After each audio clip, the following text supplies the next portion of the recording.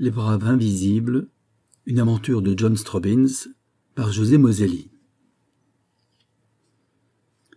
Russes, Chinois, Américains, nihilistes, assassins, empoisonneurs, on trouve tout cela dans la fameuse affaire dite des braves invisibles. Les braves invisibles forment une société de bandits asiatiques, société secrète naturellement, et qui tient sous sa domination, pourrait-on dire, qui terrorise enfin le fameux Chinatown, quartier chinois de San Francisco. En l'occurrence, les braves invisibles, sinon leur chef, ne méritèrent pas leur nom. Leur chef fut tellement visible qu'il tomba entre les mains de la police américaine. Tel le juge de la fable, John Strobbins sut profiter des démêlés sino-américains, si l'on peut dire, pour augmenter sa fortune d'une valeur dépassant $100 000. Il déploya pour ça sa patience, son ingéniosité accoutumée. L'affaire des braves invisibles, d'ailleurs, n'a jamais été bien élucidée par la justice. Elle est, d'abord, très compliquée. Et des personnages qui y furent mêlés, ainsi qu'on va le voir, les uns moururent, et les autres comprirent que leur intérêt, bien entendu, était de rester muets. Le silence est d'or. C'est à John Strobbins lui-même, qui n'a point les mêmes raisons de se taire que les autres protagonistes de cette histoire, que l'on doit enfin de savoir la vérité. Dans une ville cosmopolite comme Frisco, les crimes ne sont pas rares. Rixes, assassinats, cambriolages, commis souvent au milieu d'invraisemblables circonstances, sont choses courantes dans la grande métropole de l'Ouest. Aussi, police, journalistes, public, sont-ils blasés sur les faits divers les plus effarants. Malgré cela, lorsque, ce matin-là, les journaux de la Reine du Pacifique, ainsi les Américains se plaisent-ils à dénommer San Francisco, publièrent le récit du crime étrange dont venait d'être victime le tenancier d'un restaurant de Chinatown, l'affaire fit-elle quelque sensation en ville. Non pas le meurtre lui-même, mais bien ce qu'on pourrait appeler ses à-côtés. Voici d'ailleurs l'article du San Francisco Daily News. Un nouvel assassinat vient d'être commis dans Chinatown, sur lequel la police se perd en conjectures. Ce matin, vers 4 heures, un peu avant l'aube, un jeune japonais, âgé d'une quinzaine d'années et vêtu à l'européenne, entrait dans le commissariat de la 21e rue et demandait à être introduit devant le commissaire. Comme ce dernier était absent, le jeune japonais fut mené devant son secrétaire. Il déclara se nommer Tane Kodomo et être employé comme guide par l'agence Look. En sortant d'un bouge de Chinatown, où il avait accompagné des savants allemands désireux de se documenter sur la ville chinoise, Tane Kodomo avait remarqué que la porte du restaurant du Lotus Bleu était ouverte, bien qu'il n'y eût aucune lumière à l'intérieur de la maison. Apprenons à nos lecteurs que le restaurant du Lotus Bleu, tenu par un vieux chinois du nom de Hong Xian, est un des rares établissements honnêtes de Chinatown. Marié et père de 9 enfants qu'il a envoyés en Chine pour y être éduqués selon les coutumes nationales, Hong Xian est renommé pour sa probité. Depuis 37 ans qu'il tient, ou plutôt qu'il tenait, le Lotus Bleu, jamais la police n'avait eu à s'occuper de lui. Quoi qu'il en soit, Tane Kodomo, curieux par profession, eut l'intuition qu'il se passait quelque chose de louche dans la maison du Lotus Bleu. Il pressa le bouton d'une lampe électrique portative dont il était muni et franchit le seuil. Dans la grande salle, qui sert à abriter les consommateurs lorsque le restaurant est ouvert, l'ordre régnait. Tables et escabeaux étaient rangés à leur place. Tane Kodomo, qui connaissait la disposition du restaurant pour y être venu maintes fois avec les étrangers qu'il guidait, passa dans la cuisine qui fait suite à la grande salle. Elle était déserte.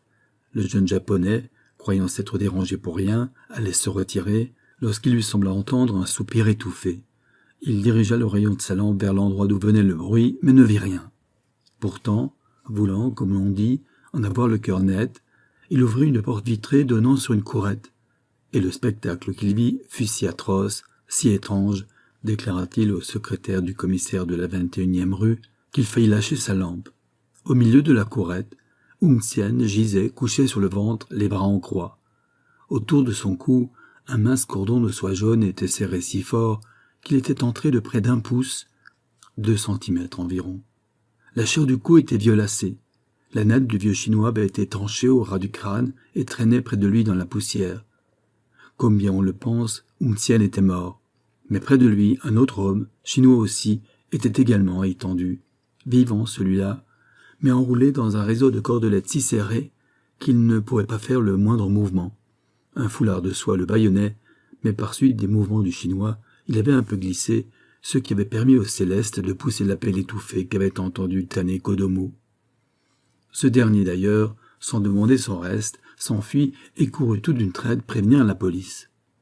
Sans perdre de temps, le secrétaire du commissariat, accompagné de 2 détectives, se rendit aussitôt au Lotus Bleu. Rien n'avait bougé, si ce n'est l'homme ligoté lequel, bien qu'il eût réussi entre-temps à faire glisser son bâillon, ne poussait aucun appel. Cette attitude bizarre frappa M. Strange. C'est le nom du secrétaire du commissaire de la 21e rue. Cependant, il donna ordre aussitôt au détective de couper les liens du Chinois. Or, à peine libre, le Céleste bouscula un des policiers, étendit l'autre à terre d'un coup de tête dans le ventre et s'élança vers la rue. Malheureusement pour lui, M. Strange, par une habitude professionnelle, avait fait pousser les verrous de la porte du Lotus Bleu. Tandis que le Chinois s'occupait à les tirer, les 2 agents, qui s'étaient relevés, le rejoignirent, et après une lutte acharnée, le maîtrisèrent et le ligotèrent. M. Strange, remettant à plus tard l'interrogatoire du Céleste, procéda aux constatations d'usage. La maison du Lotus Bleu est une des plus petites de Chinatown. Au-dessus de la salle du restaurant et de la cuisine, qui occupent tout le rez-de-chaussée, l'unique étage se compose de 2 chambres en mansarde. Rien n'y avait été dérangé. Le grabat sur lequel couche Hung Tien était intact, démontrant ainsi que, cette nuit-là, le vieux Chinois ne s'était pas couché. Les quelques meubles, fermés à clé, n'avaient pas été fracturés. Seulement un petit autel de laque rouge, devant lequel des cierges étaient piqués, était vide.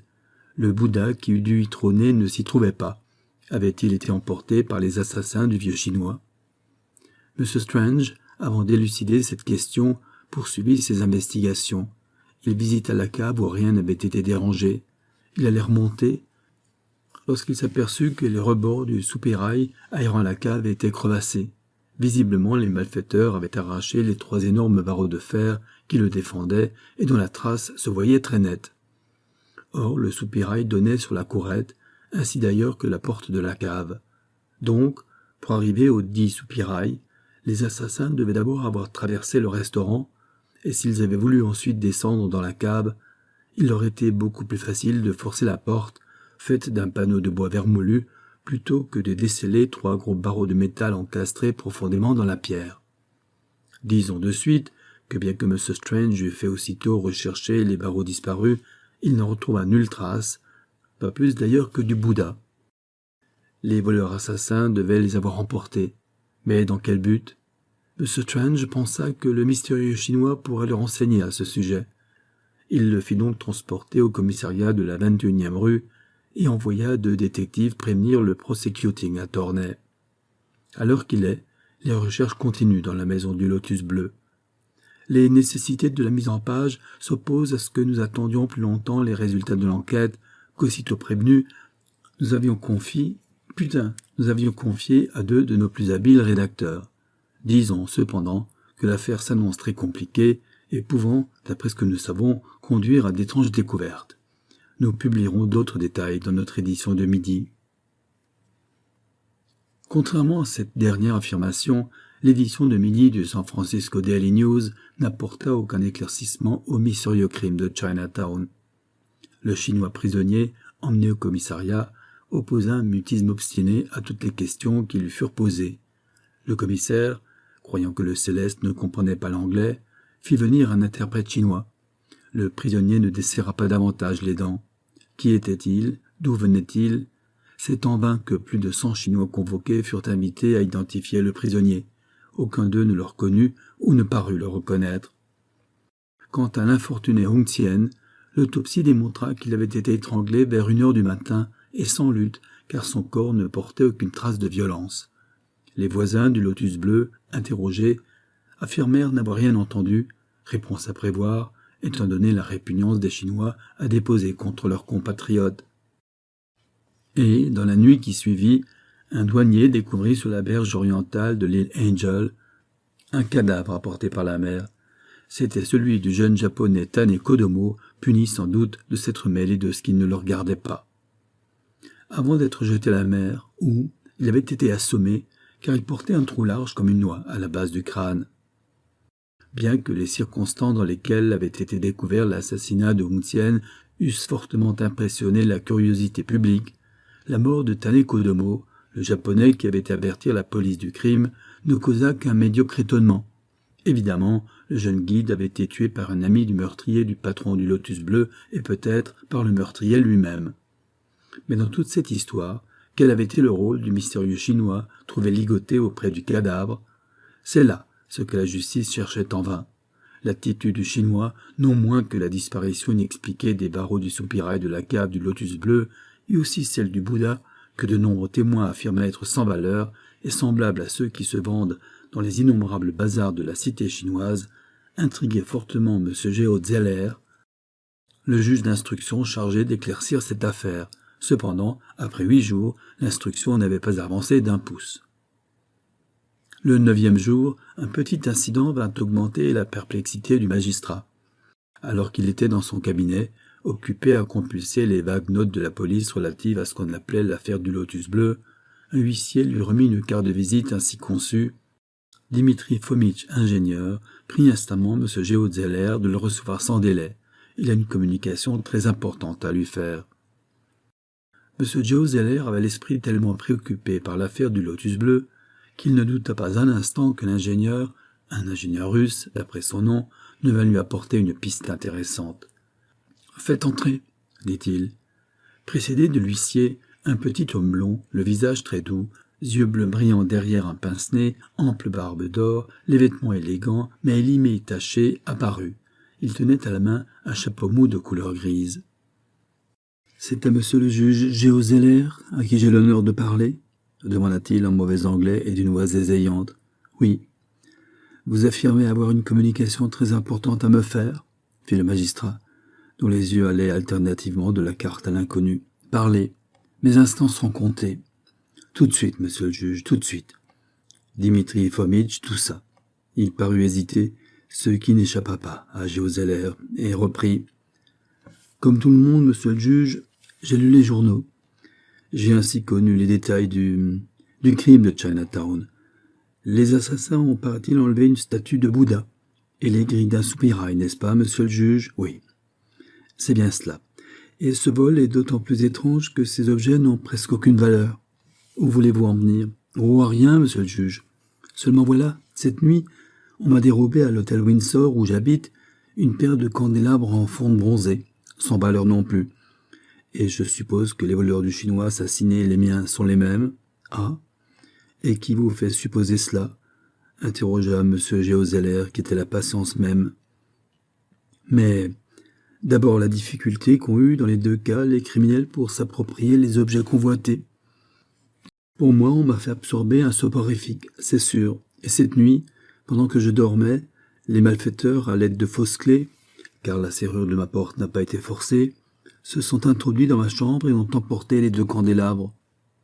Bien que ces objets n'eussent aucune valeur, ils ne valent pas $10 les deux, j'y tenais énormément, étant donné qu'ils m'avaient été légués par mon ami, par un de mes amis, enfin, cela importe peu à l'affaire et...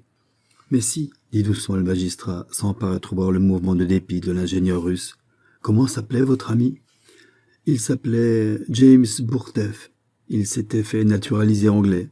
James Bourteff, très bien. Et alors? Alors quoi, monsieur le juge? Je veux dire continuer.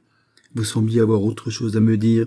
Ah oui, je voulais vous expliquer, monsieur le juge, que je ne suis à San Francisco que depuis quelques jours, et je n'y connais personne.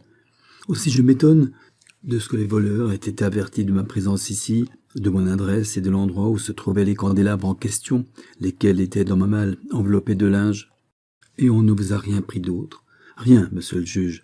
Or, dans la poche de mon habit se trouvait un portefeuille contenant près de $300. Les bandits l'ont ouvert, mais sans rien y prendre. Les bandits, les assassins. Vous semblez si assuré, monsieur, que le vol dont vous êtes victime a été commis par plusieurs personnes. Avez-vous des raisons pour soutenir cette opinion?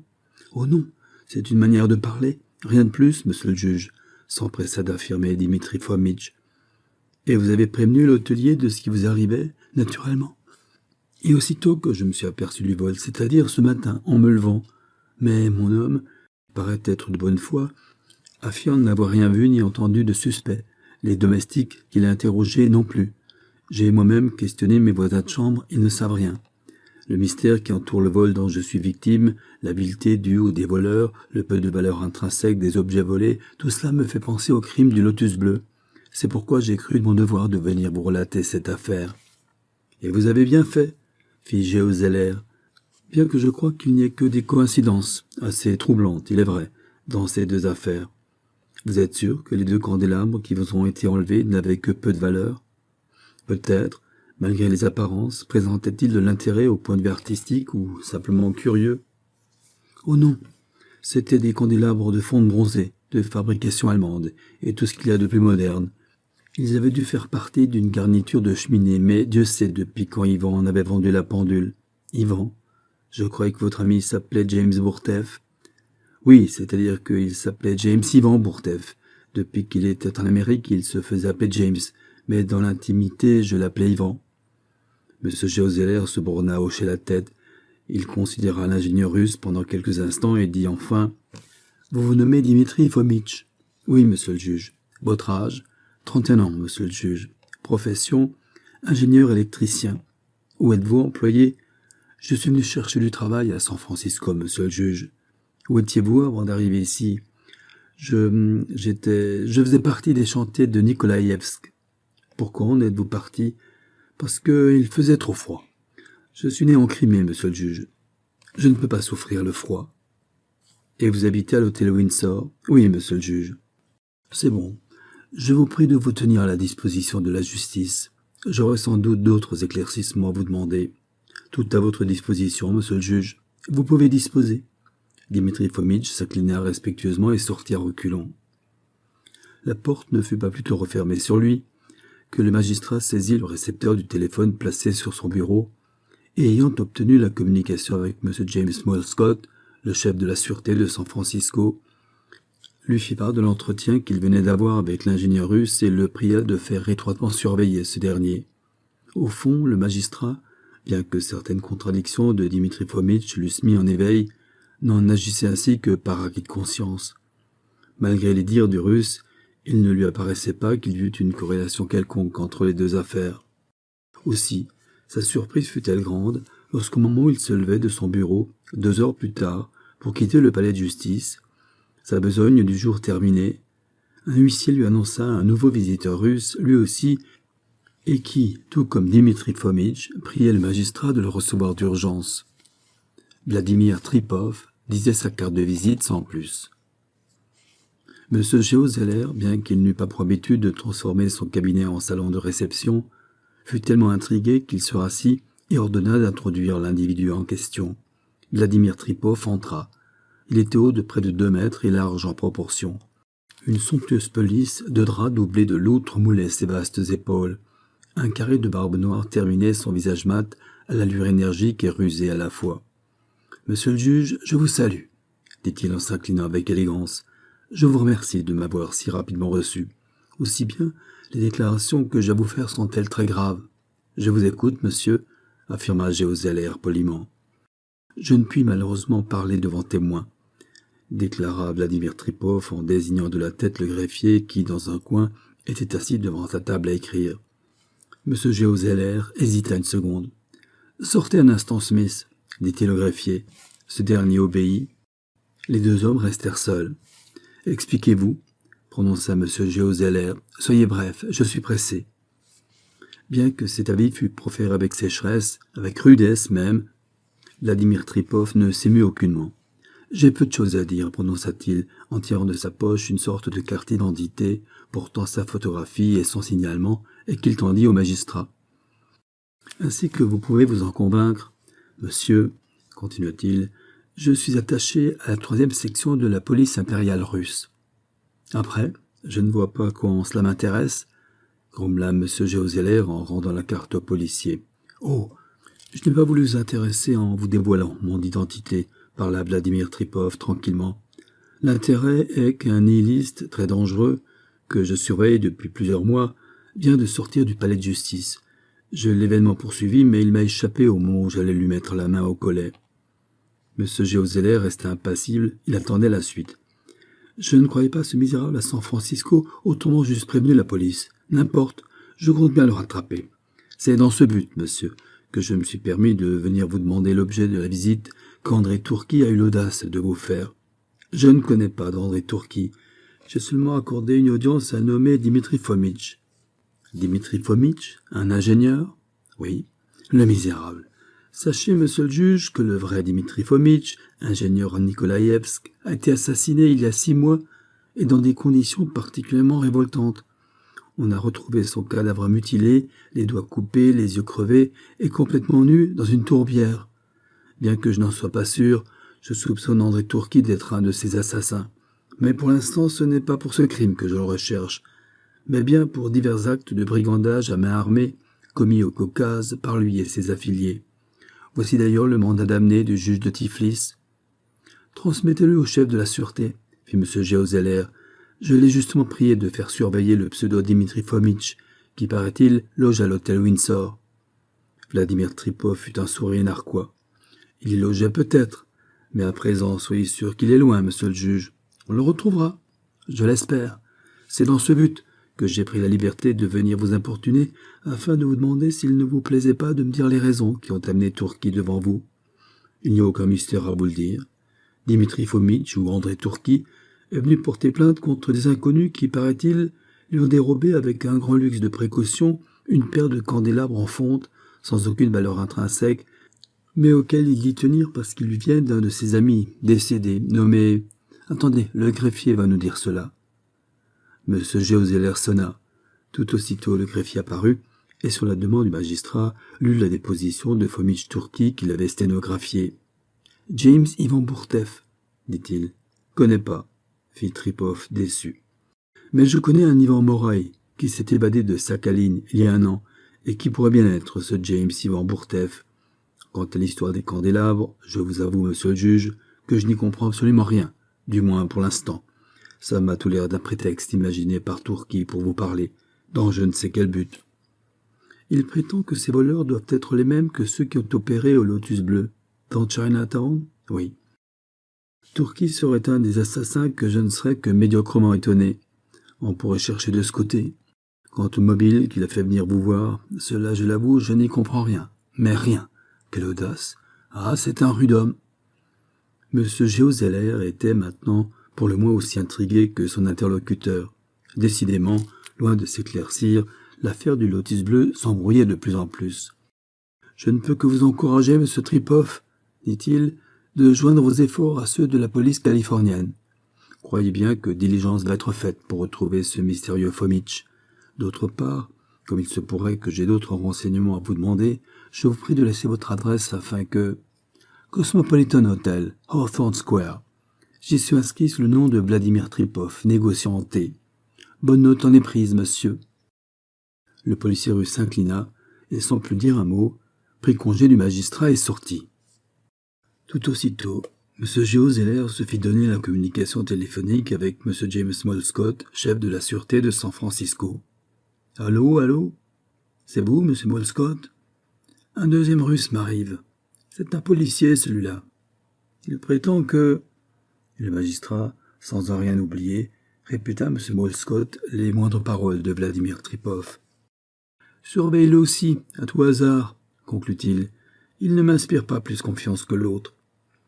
Je vais aussitôt envoyer 2 détectives au Cosmopolitan Hotel, fit la voix du chef de la sûreté de San Francisco. « Allô, allô? Oui.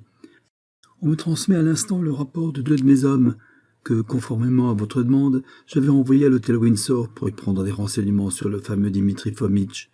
On ne l'y connaît pas? Interrogea M. Géozeller, qui s'attendait à tout. Si, mais il n'y a plus reparu depuis ce matin. Quant à l'histoire du vol, elle est exacte. Faites surveiller l'hôtel. Oui, mais je crois bien que notre oiseau a vu le mauvais temps, et est loin. M. James Molescott ne se trompait pas. Malgré les plus actives recherches, il fut impossible de trouver les traces de Dimitri Fomitch. 2 jours se passèrent encore. L'affaire n'avançait toujours pas. Dans sa cellule, le mystérieux Chinois persistait à ne pas desserrer les dents.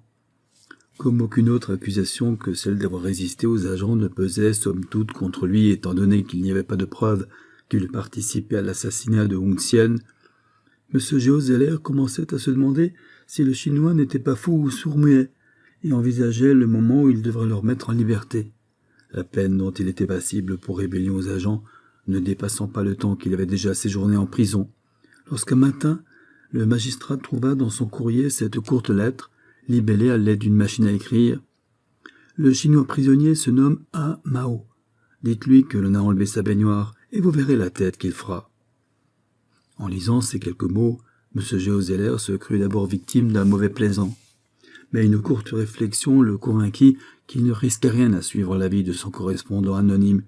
Il ordonna donc d'amener le mystérieux Chinois dans son cabinet. « Ah, Mao, lui dit-il brusquement, nous savons tout. Nous avons fait enlever votre baignoire. Inutile de feindre plus longtemps. » Certes, M. Géozeller, dans ses plus optimistes espérances, ne pensait pas parvenir à un pareil résultat. Au nom d'Amao, le Chinois vacillait légèrement. Mais, lorsqu'il s'entendit affirmer que sa baignoire avait été enlevée, il ouvrit la bouche, sans doute pour proférer une imprécation de rage. Il se contint, pourtant, mais sa face camuse exprima, malgré tous ses efforts, une épouvantable déception. « Si je puis vous donner un conseil, c'est d'avouer, » lui jeta le magistrat qui triomphait. « Je n'ai rien à avouer, » dit Mao. « Du moins, expliquez votre présence à côté du cadavre de Hung Tien. Je ne demande pas mieux que d'accueillir vos explications et vous voir vous innocenter. » Mao tressaillit.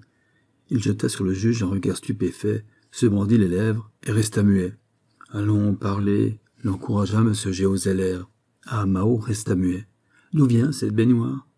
Nous finirons bien par le savoir, puisque nous avons déjà réussi à la trouver, » affirma le magistrat en parlant au hasard. Le Céleste grinça des dents. Il hésita quelques secondes et enfin murmura ces étranges paroles.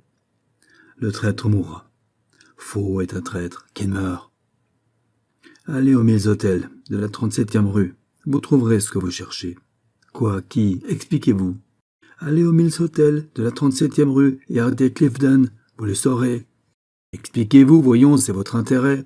Je n'ai rien d'autre à dire. » Force fut à M. Géozeller de se contenter de ces révélations. Malgré tous ses efforts, Mao ne prononça plus un seul mot. Le magistrat, après l'avoir fait ramener dans sa cellule, lança aussitôt un mandat d'amener contre le mystérieux Clifton, demeurant aux 1000 hôtels haute populaire de la 37e rue. Clifton était absent lorsque les policiers arrivèrent à l'hôtel. Ils l'attendirent. Il arriva seulement vers 11 heures du soir pour se coucher et, naturellement, fut aussitôt appréhendé. Il voulut se débattre, mais en vain. Poussé dans une voiture malgré ses cris et ses protestations, on le conduisit à la prison. Le lendemain matin, dès son arrivée à son cabinet, M. Géozeller apprit l'arrestation et l'incarcération de Clifton. Il ordonna de les faire aussitôt comparaître devant lui, espérant, en les confrontant, obtenir quelques éclaircissements. Seul Clifton put cependant être amené dans le cabinet du juge, et M. Géozeller, stupéfait, reconnut en lui Dimitri Fomitch, ou plutôt André Tourki. Quant au mystérieux Mao, il s'était, pendant la nuit, étranglé avec sa natte. La mort du Chinois Mao enlevait à M. Géozeller son principal espoir de savoir la vérité. Cependant, après un premier sentiment de découragement, le juge résolut d'essayer quand même d'obtenir un résultat. « Asseyez-vous, André Tourki, » ordonna-t-il au pseudo-ingénieur. En entendant son véritable nom, le faux Dimitri Fomitch, au lieu de s'asseoir, faillit tomber à la renverse. « Assez de mensonges !» lui intima rudement le juge, sans lui laisser le temps de se remettre. « Je sais tout. Vous méritez 20 fois la chaise électrique. Vous me comprenez, hein ? Avouez vos crimes, c'est le seul espoir qui vous reste d'attendrir vos juges. Je suis innocent. C'est pour cela que vous êtes donné à moi comme vous nommant Dimitri Fomitch, que vous logez sous le nom de Clifton. J'ai des ennemis. Si j'avais quoi que ce fût sur la conscience, je ne serais pas venu me plaindre. » fit l'inculpé, qui peu à peu reprenait son assurance. « Si j'ai pris de faux noms, c'est pour dépister ceux qui en veulent à mes biens. Ils l'ont prouvé, et à ma vie. » L'explication, somme toute, était plausible. Mais le magistrat ne s'y laissa pas prendre. « Vous êtes très fort, André Tourki. Mais tout cela ne m'explique pas vos relations avec Mao, le Chinois qui était trouvé ligoté à côté du cadavre de Hung Tien, le patron du Lotus Bleu. Je ne connais pas ce Chinois, je ne sais pas ce que vous voulez dire. Mais Mao vous connaît puisque c'est lui qui nous a donné votre adresse. »« Oh, le misérable !» s'écria André Tourki sans penser que ceci était un aveu. « Répondez, quelles sont vos relations avec Mao ? Expliquez-vous sur vos relations avec Yvan Moreuil, le forçat évadé de Sakhaline. » Comme on le voit, M. Géozeller se servait avec à-propos des révélations de Vladimir Tripov. André Tourki était devenu blême. « Allons, répondez » insista le magistrat. « Je n'ai rien à dire. Je suis innocent. Je vous défie de prouver quoi que ce soit contre moi. Je vais vous confronter avec Amao, comme vous voudrez. » M. Géozeller ne répondit pas à cette bravade. Sa menace était vaine puisque Amao était mort. Il pensa soudain à Vladimir Tripov et d'un geste fit approcher le greffier et lui ordonna d'envoyer chercher le policier russe. En attendant, il continua l'interrogatoire d'André Tourki, mais à toutes ces questions, l'inculpé opposa soit des dénégations, soit un mutisme farouche. Enfin, la porte s'ouvrit sur Vladimir Tripov. À sa vue, André Tourki fit un tel saut en arrière qu'il serait tombé si le gardien qu'il surveillait ne l'eût soutenu. « Salut, André Tourki !» gouailla le policier. « Tu ne t'attendais pas à me voir, hein ?»« Ah, monsieur le juge, que je suis content. Ce sacré gibier m'avait filé entre les doigts. Décidément, vous êtes très fort en Amérique. Du diable si j'espérais le revoir. Voici l'acte d'extradition, en règle, continua-t-il, en tendant au magistrat une liasse de papiers ornés de sceaux et de cachets multicolores. Rien ne manque. Pour l'inculpé, aucun doute. Je le reconnais formellement. Vous pouvez d'ailleurs voir son portrait et son signalement collé sur la copie du jugement de la cour de Nikolaïevsk qui le condamne à recevoir 500 coups de knout et aux travaux forcés. Ah, André Tourki, m'as-tu fait assez courir? Mais nous partons demain, et j'irai te voir mourir sous le knout. 500 coups, sais-tu, ma colombe? On n'en réchappe jamais. Jamais, entends-tu? André Tourki ne répondit pas. Il paraissait en proie à une sombre méditation. « Tout est en règle, » dit M. Géozeller au policier. « J'espère pouvoir vous livrer l'inculpé demain, à moins d'un événement improbable. J'ai de fortes raisons de supposer que cet homme a trempé dans l'assassinat du Chinois du Lotus Bleu. Mais faute de preuves, il me faut, pour l'instant, le relâcher du fait de ce crime. »« Il y a un navire après-demain, » dit Vladimir Tripov. « Pourvu que nous puissions le prendre, c'est le principal. Du reste, ajouta-t-il avec un gros rire, on ne meurt qu'une fois et je crois bien que ce digne André Tourki a suffisamment expié pour qu'on ne lui ajoute rien. 500 coups de knout, ah, à 400 il sera mort. » André Tourki releva la tête. « Retourner en Sibérie? Jamais, glappa-t-il. Je connais la loi. Avant d'être extradé, il faudrait que je subisse ma condamnation ici. Monsieur le juge, écoutez-moi. Oui, c'est vrai. J'ai trempé dans l'affaire du Lotus Bleu. C'est une vieille histoire. Mais quoi, maintenant, cela m'est bien égal de tout dire. Apprenez que le vieil Hungtien, malgré son apparence d'honnêteté, était un fief et coquin. Grâce à sa réputation, qui faisait que jamais la police ne le soupçonna ni ne perquisitionna chez lui, il abritait et cachait les principaux bandits de Chinatown, et parmi ceux-là, l'association des Braves Invisibles dont Amao était le chef. Mais commençons par le commencement. Il y a quelques mois, je me trouvais dans les monts Oural. Mais au fait, l'endroit vous intéresse peu. Donc, si, affirma Géozeller. Ça m'est bien égal, dit insolemment le prisonnier, qui insensiblement s'exaltait. Enfin, j'étais employé comme ingénieur dans une mine de platine. Du platine, vous comprenez. Un métal qui vaut 2 fois plus cher que l'or. Nous le savons, dit le magistrat. Tant mieux. Eh bien nous, qui peignions pire que des nègres, on était mal nourris, mal logés, payés seulement lorsque le prince... Quel prince? Ça ne vous regarde pas. Mettez que ce soit le prince Dimitri Fomitch, cet aristocrate de malheur, qui a plus de 100 000 roubles à manger par jour. Oui, nous faisait mener une vie d'enfer. Et impossible de quitter ce bagne. Il n'y avait pas de voie ferrée à 300 kilomètres à la ronde, et nous étions surveillés par ces moujiks que Dieu damne. Ça n'empêche pas qu'on a réussi à s'enfuir, moi, Ivan. Ivan Bourtev? Interrompit Vladimir Tripov. André Tourki haussa les épaules. Si vous voulez, murmura-t-il. On s'enfuit donc et... Vous allez vous cacher dans le Caucase, où on se débrouilla, Vladimir Tripov. Heureusement qu'on avait gardé des intelligences dans la mine de platine, vous comprenez? Alors, comme la police commençait à nous talonner, et qu'un de nos amis nous annonçait que l'on venait d'expédier 3 colis, renfermant chacun 100 livres de platine à la direction des arsenaux japonais, nous partîmes pour Yokohama afin de nous emparer de ce précieux métal. On en avait assez extrait du sol pour en garder un peu pour nous. À Yokohama, ce bras vivant, qui parlait plutôt, très bien le japonais et le chinois, s'aboucha avec les affiliés d'une société secrète. Oh, je peux aussi bien tout vous dire. une société appelée les Braves Invisibles. Moyennant une part dans les bénéfices, une vingtaine de braves assaillirent la voiture qui transportait du paquebot au bureau de l'arsenal les 300 livres de platine. Ce fut vite fait. Dans une ruelle proche, une automobile attendait. Les 3 caissettes y furent aussitôt jetées. L'automobile fila. Je me trouvais dedans, avec Yvan. 100 livres de platine, ce n'est pas gros. Nous eûmes vite fait de sortir les lingots des caissettes, de jeter les débris de ces dernières dans un terrain vague et de nous embarquer le jour même à bord d'un paquebot américain allant à Frisco où devait se faire le partage. Vous commencez à comprendre. Le chef des Braves Invisibles de Yokohama, c'était Amao. Il nous conduisit chez le receleur de la bande à Frisco, c'est-à-dire chez l'estimable Hung Sien, le propriétaire du restaurant du Lotus Bleu.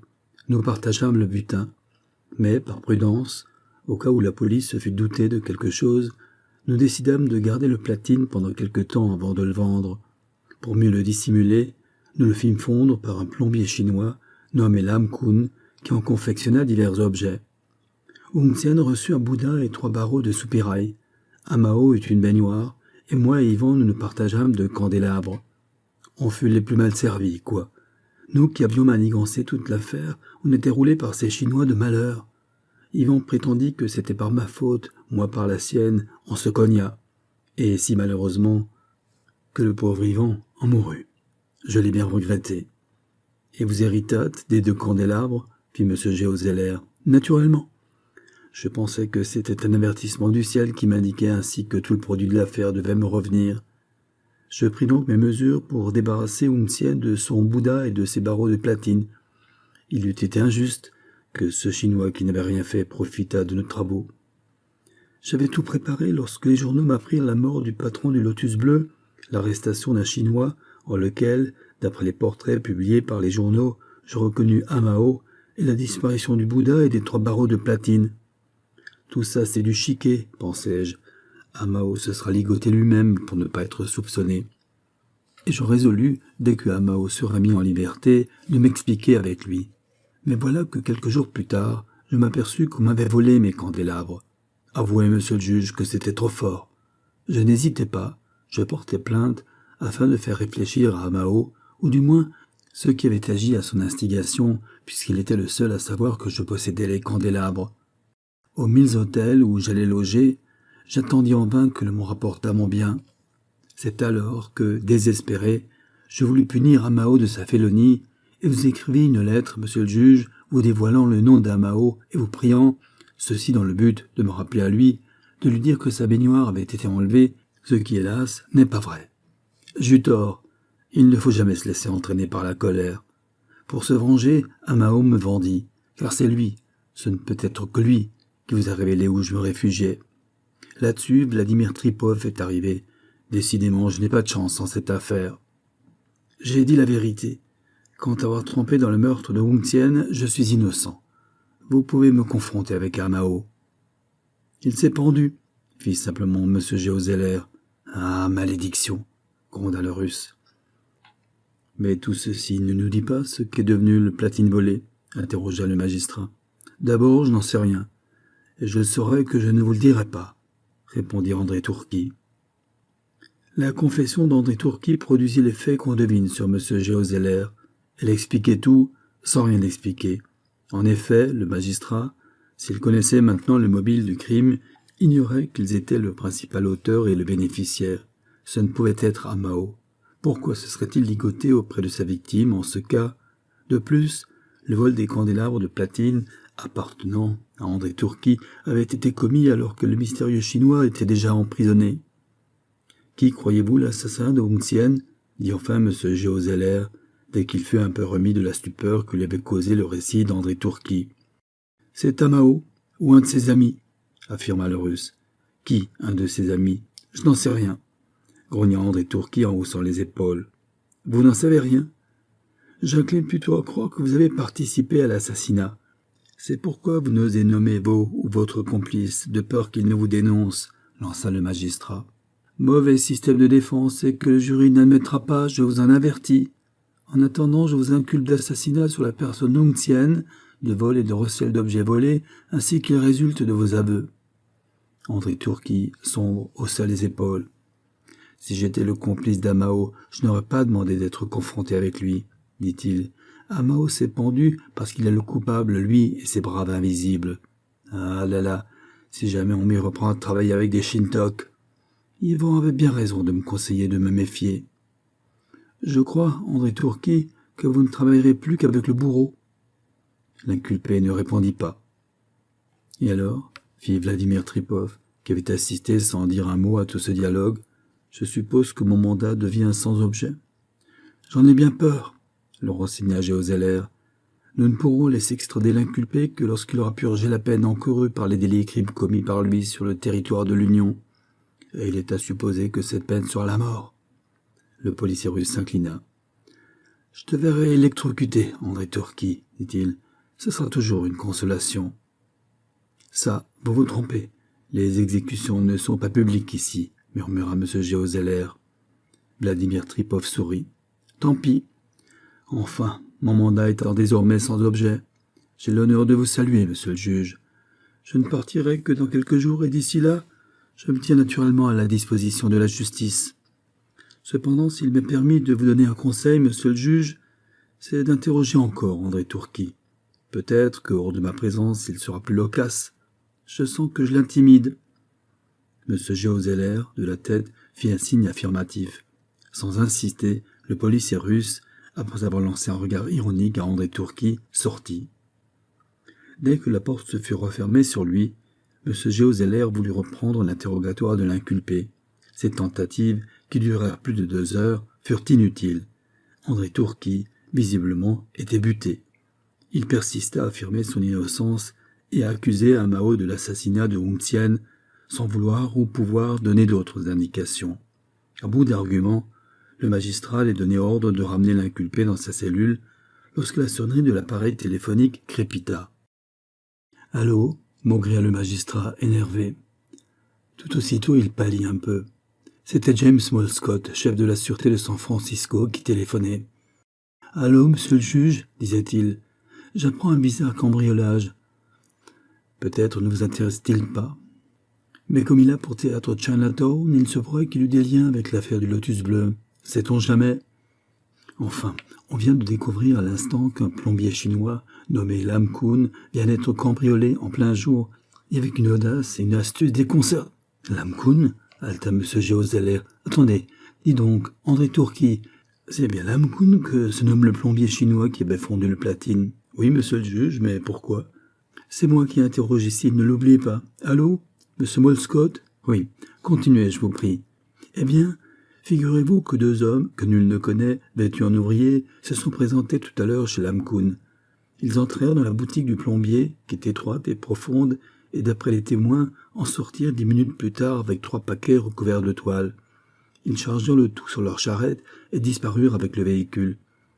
Quelques instants après, un client chinois étant entré, et ayant appelé vainement Lam Kun, fut pris de soupçons et examina la boutique. Il découvrit ainsi l'infortuné plombier bâillonné et ligoté qu'une vieille bâche dissimulait dans un coin sombre. Il le délivra et l'invita à prévenir la police. Mais le dit Lam Kun, comme frappé de folie, se roula sur le sol en poussant des cris furieux. Le Chinois qui avait découvert le plombier n'insista pas et s'en fut mettre le détective Hornsby au courant. Ce dernier vient de me téléphoner les résultats de sa première enquête. Vous les savez ? Vous les savez. Qu'en pensez-vous ? Beaucoup. Arrêtez de suite, Lam Kun. C'est le receleur des objets volés à Hung Tien, le restaurateur du Lotus Bleu, et probablement un de ses assassins. Faites vite, il n'y a pas de temps à perdre. Vous m'avez compris ? Oui. Arrêtez, Lam Kun. Entendu, monsieur Zeller. Le magistrat raccrocha le récepteur. Il était à la fois ému et joyeux. Enfin, il allait connaître le mot de l'énigme. Vous avez compris ? Dit-il brusquement à André Tourki. Votre receleur, le plombier Lam Kun, va être arrêté. Oh, je ne demande pas mieux, moi. Que voulez-vous que cela me fasse ? Il était sûrement de mèche avec Amao. Tous ces Shintok, cette canaille et compagnie. Provenant de la bouche d'André Tourki, cette appréciation ne manquait pas de sel. M. Géozeller, se réservant de reprendre plus tard l'interrogatoire d'André Tourki, le fit ramener dans sa cellule. Bien que l'heure du déjeuner fût proche, le magistrat ne voulait pas quitter son cabinet avant d'avoir appris l'arrestation de Lam Kun. Il téléphona donc à James Molescott pour avoir des nouvelles du mystérieux plombier chinois. « Rien encore, répondit le chef de la sûreté de San Francisco. « Je vous téléphonerai dès que je saurai quelque chose. » Dépité, M. Géo Zeller remercia et, malgré son impatience, s'en fut déjeuner. Il mangea sans appétit et, son repas achevé, regagna en hâte son cabinet. Tout aussitôt, il demanda la communication téléphonique avec M. James Molescott. Le chef de la sûreté était absent. Énervé de ce contretemps, le magistrat alluma un cigare pour s'occuper. Cette affaire du lotus bleu, décidément, l'intéressait par son étrangeté. Il n'attendit d'ailleurs que quelques minutes. Averti par la sonnerie, il saisit les récepteurs et les colla à ses oreilles. « Allô, M. Molescott ? »« Oui. Je vous téléphone du poste de la 8e avenue. Lamcoon est arrêté. »« Non, il a disparu. Disparu !»« Mais j'avais bien donné l'ordre de l'arrêter dès que vous me l'aviez dit. Trop tard. Le plombier, après être resté quelques minutes à se rouler comme un possédé, a quitté sa bicoque. Où est-il allé ? Impossible de le savoir. J'ai fait fouiller toutes les maisons environnantes et la sienne aussi. J'ai interrogé les voisins. Pour rien, vous comprenez ? En bon chinois, ceux-ci nient avoir vu Lamcoon. En tout cas, je viens de donner l'ordre à l'inspecteur Murchison et à 12 détectives de fouiller tout Chinatown. Je vais surveiller le port. Il faudra bien que ce Lamcoon se retrouve. M. Géo Zeller était découragé. « Oui, » murmura-t-il d'une voix lasse. « Oui, enfin, faites pour le mieux, M. Molescott. Comptez sur moi, je vais moi-même diriger la recherche, » répondit le chef de la sûreté de San Francisco. M. Géo Zeller raccrocha le récepteur. Son découragement était immense. Une fois de plus, la vérité lui échappait au moment où il croyait la tenir. Mais il n'était pas au bout de ses étonnements. Le lendemain, il venait à peine d'arriver dans son cabinet lorsqu'un bruit de voix furieuse parvint jusqu'à lui, malgré le matelas de cuir rembourrant la porte de son cabinet. M. Géo Zeller aimait le calme et le silence, comme homme et comme magistrat. De plus, l'état d'énervement dans lequel l'avaient plongé les effarantes péripéties de l'affaire du lotus bleu n'était pas pour le rendre patient.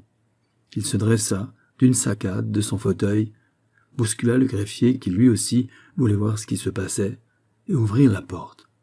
Dans le couloir, entre 2 détectives en uniforme qui s'efforçaient de le maintenir, un colosse à barbe noire, les vêtements en lambeaux, tête nue, les cheveux hirsutes, se débattait comme un beau diable, tout en hurlant d'une voix rauque des imprécations furieuses. « Qu'y a-t-il » s'écria M. Géo Zeller, les sourcils froncés. « Qu'est-ce que ce tapage ?»« C'est un vagabond, répondit un des 2 détectives. « Il s'est introduit ici, nous ne savons comment. Il veut... »« Oui !» hurla l'énergumène en mauvais anglais. « Je veux voir le juge Zeller. Je veux voir le juge Zeller. Je suis Vladimir Tripov. Vladimir Tripov. » En entendant ce nom, M. Géo Zeller tressaillit et, sans répondre, s'approcha, car il ne lui semblait pas reconnaître la voix du policier russe. Sa stupeur fut immense. L'homme qui se débattait en criant qu'il était Vladimir Tripov n'était pas celui avec lequel il était en relation. Quel était ce nouveau mystère ? « Je suis le juge Géo Zeller, » dit-il furieux. « Calmez-vous. Vous autres, » s'adressa-t-il au détective, « ne brutalisez pas ce gentleman. »« Vous êtes le juge Zeller » octa l'homme. « Oui, comme voulez-vous. Faites-moi lâcher. C'est abominable, abominable. Je suis Vladimir Tripov. Vladimir Tripov. Je suis un homme honorable, moi. Qu'on aille prévenir le consul de Russie. Le consul de Russie, il me connaît. » M. Géo Zeller pressentit qu'il avait devant lui la clé du mystère. « Que me voulez-vous, M. Tripov » questionna-t-il. « D'abord, faites-moi lâcher. Je porte plainte. Depuis 8 jours, j'ai été séquestré. Faites-moi lâcher. » M. Géo Zeller ne répondit pas. Il se demandait s'il n'avait pas affaire à un fou, tant les paroles de l'inconnu, qui gesticulait toujours malgré les efforts des 2 détectives, étaient incohérentes. « Passez-lui les menottes, » commanda-t-il enfin aux 2 policiers, « et amenez-le dans mon cabinet. » Il fut obéi. L'énergumène, sans doute un peu calmé, ou comprenant que c'était son seul espoir d'être entendu, se laissa passer les menottes et pousser dans le cabinet de travail du magistrat. « Qu'avez-vous à me dire, monsieur ?» commença-t-il. « Ce que j'ai ? Ah, je suis Vladimir Tripov, monsieur, Vladimir Tripov, officier de police de Sa Majesté Nicolas II. Avez-vous des papiers prouvant vos dires ? Des papiers ? On me les a volés, monsieur, volés. Mais vous n'avez qu'à prier le consul de Russie de venir ici, il me reconnaîtra, lui. Nous verrons. Mais qui vous a volé ? Je n'en sais rien. Je suis arrivé de Russie il y a quelques jours. sur le port près de Cliff House, où j'allais me promener le soir même de mon arrivée, je fus accosté par deux gentlemen, qui, avant que j'aie pu comprendre leurs intentions, me rabattirent sur la tête une sorte de capuchon, m'assommèrent à demi et me transportèrent je ne sais où, dans une cabane en planches, je crois, enfin, pas loin de Cliff House. Je restai là je ne sais combien de temps, car ma prison, qui devait être souterraine, ne voyait jamais le soleil.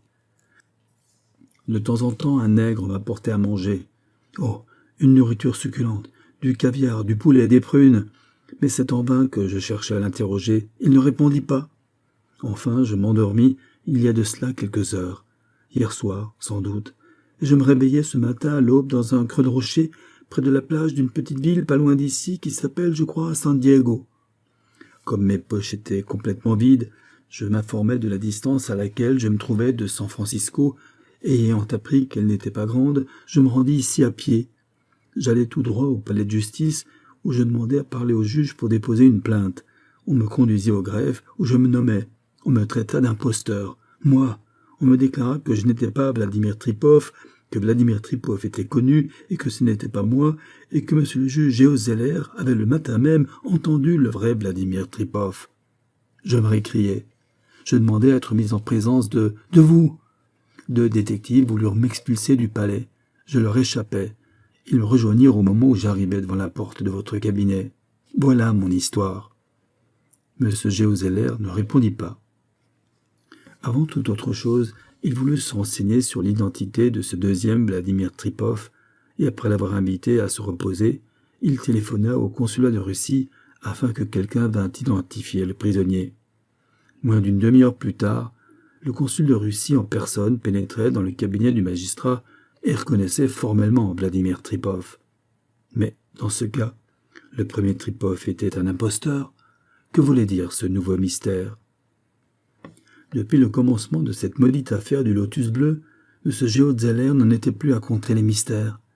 Après avoir fait débarrasser le vrai Vladimir Tripov de ses menottes et lui avoir présenté ses excuses, il l'interrogea minutieusement sur l'agression dont il avait été l'objet. Bien que n'oubliant pas les moindres détails, le policier russe ne put fournir le plus petit renseignement sur ceux qu'il avait séquestrés. Il avoua n'avoir pas eu le temps de voir leur visage et être impuissant à les reconnaître. Évidemment, le faux Tripov était un complice d'André Tourki, ou plutôt un des complices, sinon l'auteur du crime de Chinatown. Oui, mais où était-il passé? Après 2 mois de recherche sans résultat, M. Géo Zeller se le demandait.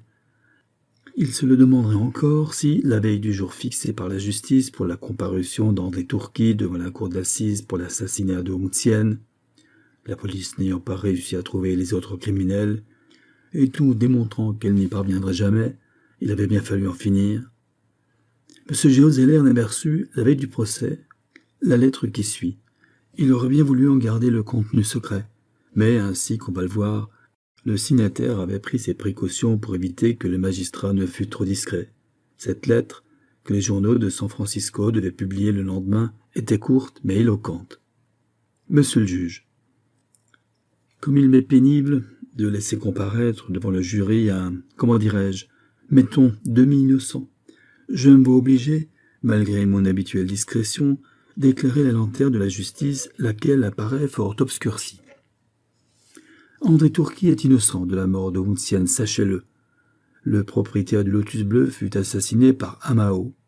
Malheureusement pour lui, ce dernier, lorsqu'il commit son crime, ou plutôt lorsqu'il décela les soupiraux de la cave du restaurant, fit quelque bruit. Je me trouvais dans le quartier et m'acheminais précisément vers le Lotus bleu, que je croyais trouver ouvert, et où je comptais me restaurer, car j'étais assez affamé par suite d'un travail qui... Mais ne nous égarons pas.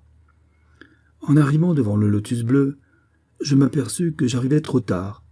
J'allais rebrousser chemin, assez mécontent, lorsque j'entendis un vacarme produit par des coups de marteau. Comme l'heure n'était pas de travailler, et que pour faire plus vite, sans doute, le dénommé Amao avait laissé entrouverte la porte du Lotus bleu, j'entrai. Et j'arrivais juste à temps pour me heurter à l'assassin qui, sa besogne faite, s'en allait avec le Bouddha et les barreaux de gris. Je le terrassai par un coup de jiu-jitsu qu'il étendit sur le sol sans connaissance, et lorsqu'il revint à lui, il était ligoté. Son butin m'intrigua. Un Bouddha passa encore, mes 3 barreaux de métal. J'interrogeai mon bonhomme. D'abord, il ne voulut rien dire. Je le menaçai de lui couper sa natte, châtiment terrible pour un Chinois croyant. Enfin, après de nombreux mensonges que je démasquai sans peine, il m'avoua que le Bouddha et les barreaux de grille, malgré les apparences, valaient fort cher, étant faits de platine. Je dressai l'oreille, mon Chinois était lancé. Mu sans doute par le désir de n'être pas le seul volé, il m'apprit qu'un certain Dimitri Fomitch, demeurant à l'hôtel Windsor, possédait une paire de candélabres de modeste apparence, mais également en platine. Le reste m'intéressait peu. Je laissai donc le dénommé Amao, en qui j'avais reconnu un des chefs de la bande des Braves Invisibles, en tête-à-tête avec l'homme qu'il venait d'assassiner, et portai mon butin en lieu sûr. Et, quelques jours plus tard, ayant pris mes renseignements, je m'emparai, avec une facilité dérisoire, je dois le dire, des candélabres du pseudo Dimitri Fomitch. Naturellement, je visitai en même temps son portefeuille. Son contenu m'intéressa. J'appris en examinant les papiers qui s'y trouvaient que le prétendu Dimitri Fomitch se nommait en réalité André Tourki. Ce détail me laissa indifférent. Je n'y aurais plus songé si, quelques jours plus tard, je n'avais appris par un ami de Russie l'arrivée prochaine à Frisco d'un certain policier nommé Vladimir Tripov, chargé de ramener en Russie un assassin nommé André Tourki. C'est mon homme au candélabre, pensai-je. Après quoi je songeai à autre chose, notamment à réaliser le produit, s'il me permit de parler ainsi, de mon affaire. C'est alors que je m'aperçus avec dépit, je l'avoue, que les barreaux de grille, le Bouddha et les candélabres étaient tout bonnement en plomb. En plomb? Il n'y en avait pas pour $1, et voilà pourquoi je m'étais donné tant de peine. Cependant, je résolus de savoir la vérité, et aussi de connaître comment, en un plomb vil, le platine s'était changé. Je pensais qu'Amao, qui pour s'emparer de ce platine n'avait pas hésité à assassiner, devait en connaître la provenance. Mais pour l'interroger, il me fallait arriver jusqu'à lui. C'était difficile. Je résolus en attendant d'avoir un entretien à ce sujet avec Dimitri Fomitch. Mais il avait quitté le Windsor, la guigne, enfin. Mais la chance eut son tour, car je lus sur un journal que le Manchuria, courrier de Chine, arrivait le lendemain. Or je savais que Vladimir Tripov était à bord. Dès que ce policier eut débarqué, je le filai, et le soir même, aidé d'un ami, je m'emparai de lui et l'enfermai dans la cale de mon yacht ancré en rade d'Auckland. Après quoi, ayant en poche des papiers de Vladimir Tripov, m'étant fait sa tête, j'allais vous rendre visite. Grâce aux papiers trouvés par moi dans les poches de Tripov, je pus sans difficulté jouer mon rôle à merveille. Mais cela ne m'avança guère. Je n'appris rien d'intéressant, étant donné que vous ne savez rien vous-même. Heureusement qu'Amao se décida enfin à parler et qu'André Tourki fut arrêté. Je pus constater combien mon déguisement était frappant de ressemblance devant le bond que fit André Tourki en me voyant. Mais arrivons au fait. La suite, vous la savez. Ne pouvant faire parler Amao qui s'était étranglé, je réussis à rendre André Tourki loquace en lui annonçant son imminente extradition. Plutôt que d'être ramené en Russie où l'attendait un effroyable châtiment, André Tourki préféra tout avouer. Il nous apprit l'origine du platine, son partage, enfin tout ce que vous savez. Mais pour moi qui savais que les barreaux, le Bouddha et les candélabres, et la baignoire d'Amao aussi sans doute, étaient en plomb, l'histoire apparaissait encore plus compliquée. Je ne perdis pas mon temps. Après vous avoir remercié, combien ironiquement, je résolus de terminer l'affaire. Sans être bien malin, il était facile de deviner que l'inestimable plombier Lam Kun, en honnête chinois, s'était tout simplement approprié le platine volé et avait fourni à ses complices des objets en plomb. Donc, 1 heure après avoir quitté le palais de justice, je me rendis chez ce déshonnête Lam Kun avec un ami. Nous étions déguisés en plombiers et traînions une voiture. Il ne nous fallut pas 10 minutes pour ficeler Lam Kun, trouver dans sa cave 3 lingots de platine, du vrai platine celui-là, et partir avec notre butin.